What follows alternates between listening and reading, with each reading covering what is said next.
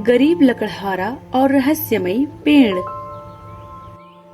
पहाड़ों के बीच बसा एक छोटा सा गांव रामपुर, जहां पर एक छोटी सी झोपड़ी में रमेश अपनी पत्नी राधा और बच्चों के साथ रहता था। रमेश रोज जंगल से लकड़ियां काटकर उसको बाजार में बेचता था, मगर जितना कमाता उसे बस एक वक्त की रोटी का ही गुजारा हो पाता था। उसकी पत्नी राधा कई दिनों से बीमार थी, फिर भी हर सुबह भगवान का नाम लेकर जंगल चला जाता था, यह सोचकर कि शायद आज किस्मत बदल जाए। एक दिन रमेश जंगल के उस हिस्से में गया जहां वह पहले कभी नहीं गया था। वहां हवा ठंडी ठंडी और पेड़ ऊंचे ऊंचे थे और सूरज की रोशनी भी मुश्किल से पहुंचती थी। वह एक पेड़ के नीचे बैठा और देखा, सामने एक अजीब पेड़ था। उसका तना सोने की चमक लिए हुए था और पत्ते जैसे चांदी की तरह चमक रहे थे। रमेश ने सोचा, ये तो सोने का पेड़ लगता है। अगर मैं इस पेड़ की लकड़ी काट कर बेचूं, तो शायद उससे बहुत पैसे मिले और मैं अमीर बन जाऊं। लेकिन जैसे ही उसने कुल्हाड़ी उठाई, किसी ने पीछे से आवाज लगाई, रुको रमेश।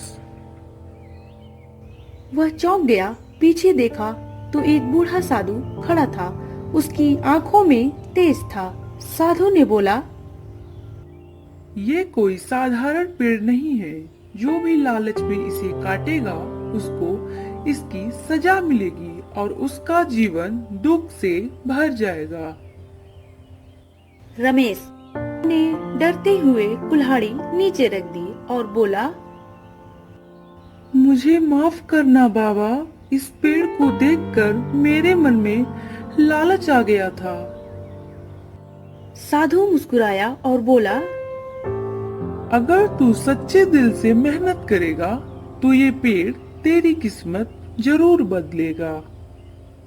साधु ने उसे एक छोटा सा पीतल का दीपक दिया और कहा, हर रात इस दीपक को इस पेड़ के नीचे जलाना। 1 हफ्ते तक इसे बुझने मत देना। रमेश ने वैसा ही किया जैसा साधु बाबा ने बोला था। वह रोज सच्चे दिल से दीपक जलाता और अपने घर चला जाता। एक रात जब रमेश दीपक जला रहा था, तो उसे अजीब सी आवाजें सुनाई दी, जैसे पेड़ के अंदर कोई बोल रहा हो।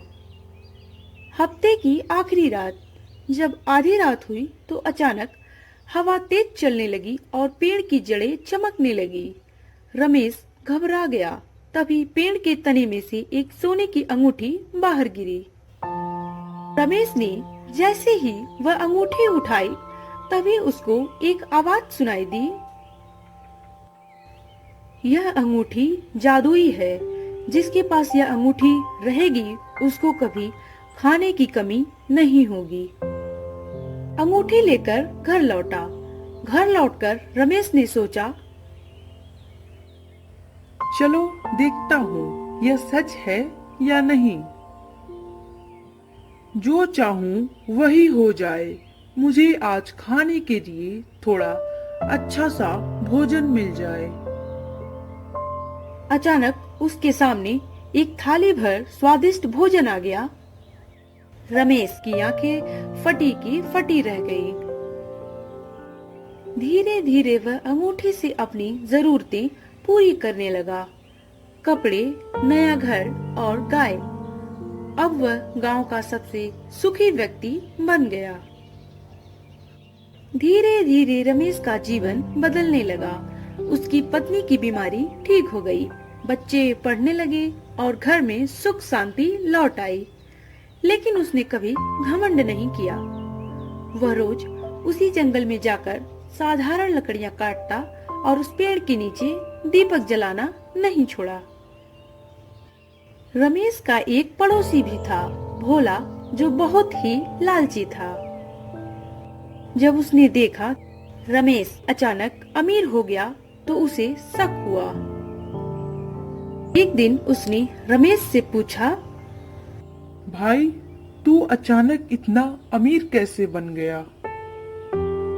रमेश पहले टाल दिया, लेकिन आखिर में सच्चाई बता दी। जंगल में एक रहस्यमयी पेड़ है जहाँ से मुझे जादुई अंगूठी मिली है, जिसकी वजह से मेरी किस्मत बदल गई। भोला के मन में लालच भर गया। वह मुस्कुराकर और बोला, क्या तुम मुझको उस पेड़ के पास ले जा सकते हो? ठीक है, कल मेरे साथ जंगल में चलना, तुमको मैं उस रहस्यमय पेड़ के पास लेके जाऊंगा। अगले दिन रमेश भोला को लेकर पेड़ के पास गया। पेड़ को देखकर भोला के मन में लालच आ गया। उसने बोला, रहस्यमय पेड़, मुझे भी वह जादुई अंगूठी चाहिए जो रमेश के पास है। कोई चमत्कार नहीं हुआ। भोला ने सोचा, अगर मैं वो पेड़ काट लूं, तो मुझे भी सोने की चीजें मिल जाएंगी। वह रात को चुपके से जंगल पहुंचा और कुल्हाड़ी चलाने ही वाला था कि पेड़ के नीचे तेज रोशनी निकली और आकाश में गर्जना हुई। भोला वहीं बेहोश गिर पड़ा। सुबह जब गांव वाले उसे पाए तो वह अपनी आवाज खो चुका था। सबने समझा ये उस रहस्यमयी पेड़ का श्राप था। रमेश ने उस पेड़ को प्रणाम किया और कहा, धन कभी भी पेड़ से नहीं, दिल की सच्चाई और मेहनत से आता है।